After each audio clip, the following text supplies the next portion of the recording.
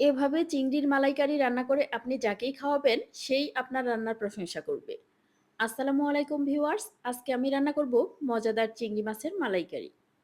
চিংড়ি মাছ পছন্দ করে না এমন বাঙালি খুব কমই আছে। তারপরে যদি হয় এই মজাদার মালাইকারি, তাহলে তো কথাই নেই। মালাইকারি রান্না করার জন্য প্রথমে আমি নিয়ে নিচ্ছি বড় সাইজের কিছু চিংড়ি মাছ। এই চিংড়ি মাছগুলোকে আমি কেটে নিব। প্রথমেই চিংড়ি মাছের চোখ দুটোকে কেটে নিচ্ছি। তারপর চিংড়ি মাছের শক্ত যে কাঁটাগুলো আছে সবগুলো কেটে নিয়েছি। এখন চিংড়ি মাছের যে পাগুলো আছে সবগুলো পা কেটে নিব। আপনারা চাইলে লম্বা মোটা যে পা দুটো থাকে সেই দুটো আপনারা রেখে দিতে পারেন। তবে আমি আজকে সবগুলো পাই কেটে ফেলেছি। এখন মাছের মাথার মধ্যে যে ময়লার একটা থলি থাকে সেটা বের করে নিব। এই ময়লার থলিটা কিন্তু অবশ্যই বের করতেই হবে। আর এটা বের করা কিন্তু খুব একটা কঠিন কিছু না। মাথার উপরে যে শক্ত কাঁটা থাকে সেই কাঁটাটা খুব ভালোভাবে কেটে নিয়ে হাত দিয়ে টেনে বের করে নিলেই হয়ে যায়। এখন চিংড়ি মাছের লেজের দিকে যে একটা শক্ত কাঁটা থাকে সেটাও কেটে নিচ্ছি। তারপর চিংড়ি মাছ বরাবর কেটে নিব। এই চিংড়ি মাছের ভিতরেও কিন্তু একটা ময়লার একটা নালি থাকে, সেটাও কিন্তু অবশ্যই বের করে নিতে হবে।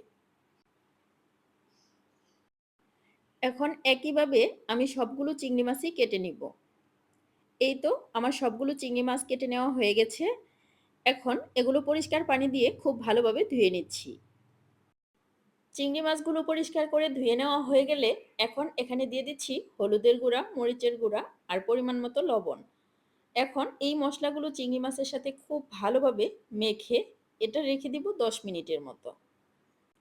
এই মালাইকারি রান্না করার জন্য আমাদের যে মেইন ইনগ্রিডিয়েন্টটা লাগবে সেটা হচ্ছে নারকেলের দুধ। এখানে আমি ১ কাপ পরিমাণ নারকেল কোড়া নিয়ে এখানে কুসুম গরম পানি দিয়ে আধা ঘন্টার মতো রেস্টে রেখেছিলাম। আধা ঘন্টা পর এটা ব্লেন্ড করে ছেঁকে নিলেই এর দুধটা আলাদা হয়ে যাবে। এই নারকেলের দুধ ব্যবহার করার কারণেই কিন্তু মালাইকারির টেস্ট এবং ঘ্রাণ দুটোই অনেক বেশি সুন্দর আসে। এখন একটি ব্লেন্ডার জারে নিয়ে নিচ্ছি ১ চামচ কালো সরিষা, দিয়ে দিচ্ছি ৪-৫ টা কাঁচামরিচ, ১ চামচ মৌরি আর টক দই।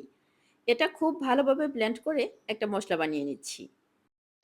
এখন আমরা যে চিংড়ি মাছগুলো মেরিনেশন করে রেখেছিলাম, সেই চিংড়ি মাছগুলো সরিষার তেলে উল্টে পাল্টে ভালোভাবে ভেজে নিচ্ছি। এটা খুব বেশি সময় নিয়ে ভাজার দরকার নেই, অল্প একটু সময় ভেজে নিলেই হয়ে যাবে। চিংড়িগুলো ভাজা হয়ে গেলে এখন আমরা চিংড়িগুলো উঠিয়ে রেখে দিব। এখন চিংড়ি ভাজার যে তেলটা অবশিষ্ট রয়েছে সেখানে দিয়ে দিচ্ছি গোটা গরম মসলা, দিয়েছি ২ টো এলাচ, ১ টুকরো দারচিনি, ২ টো লবঙ্গ। একটু ভেজে নিয়ে এখানে দিয়ে দিচ্ছি পেঁয়াজ বাটা। পেঁয়াজ বাটাটা একটু সময় ভেজে নিয়ে এখানে দিয়ে দিব ১ চামচ আদা রসুন বাটা। এখন এটা অল্প আঁচে খুব ভালোভাবে ভেজে নিতে হবে যেন এর গায়ের পানিটা পুরোপুরিভাবে শুকিয়ে যায়। এখন এখানে দিয়ে দিচ্ছি ১/২ চামচ হলুদের গুঁড়া, ১/২ চামচ মরিচের গুঁড়া। মসলাটা আবারও একটু ভেজে এখানে যে মসলাটা ব্লেন্ড করে রেখেছিলাম সেই মসলাটা দিয়ে দিচ্ছি। এখন মসলাটা একটু সময় নিয়ে খুব ভালোভাবে কষিয়ে নিতে হবে। মসলাটা যখন কষানো হয়ে যাবে তখন এখানে দিয়ে দিব সেই নারকেলের দুধ। এখন এই নারকেলের দুধটা মসলার সাথে খুব ভালোভাবে মিশিয়ে দিয়ে দিচ্ছি পরিমাণ মতো লবণ। একটু সময় জাল করে নিয়ে এখন এখানে দিয়ে দিব সেই ভেজে রাখা চিংড়ি মাছগুলো। চিংড়ি মাছগুলো দিয়ে ঢাকনা দিয়ে ঢেকে অল্প আঁচে এটা একটু বেশি সময় নিয়েই রান্না করতে হবে। কম আঁচে বেশি সময় নিয়ে রান্না করলে মালাইকারির টেস্টটা অনেক বেশি ভালো আসে।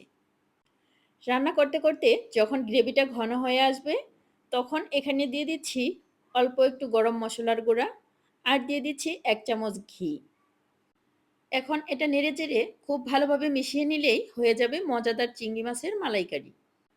আপনারাও চাইলে এই রেসিপি ফলো করে তৈরি করে নিতে পারেন এই মজাদার চিংড়ি মাছের মালাইকারি।